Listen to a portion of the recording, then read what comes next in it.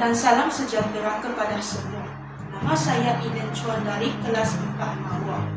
Hari ini saya ingin menceritakan novel Jendela Menghadap Jalan. Lily merupakan seorang remaja yang berusia 17 tahun dan tinggal bersama-sama ibu bapanya di Kuala Lumpur. Ketika cuti sekolah, ibu ingin menghantar Lily pulang dan bercuti ke kampung neneknya. Walaupun Lily agak keberatan untuk pulang ke kampung, tetapi disebabkan perasaan hormat, Lily pulang juga untuk bercuti dengan datuk dan neneknya.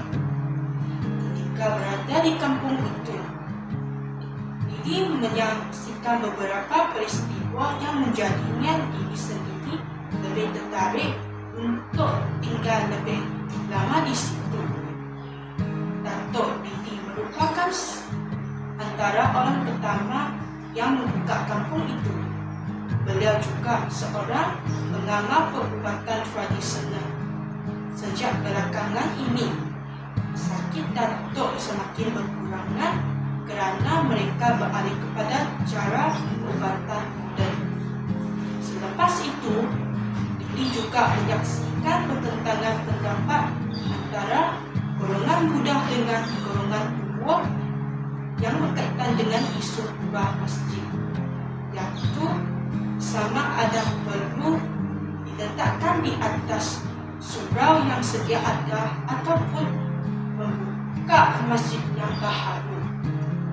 Geta dan Daniel ditemui oleh Lily ketika perjalanan ke kampung itu. Mereka menjadi sahabat yang baiknya. Mereka mempunyai cara pemikiran yang sama, tetapi bertentang dengan penduduk kampung yang lebih usia di situ. Terdapat sesebuah keluarga yang orang Belanda, iaitu keluarga Ceja. Anak Ceja iaitu Rafiq dan Haji sentiasa dipukul berat oleh penduduk kampungnya kerana suka mencuri dan terlibat dalam pengambilan dada. Pada suatu hari, ketika Lily pulang dari bandar, dia telah ditangkap oleh Rafiq dan Haji.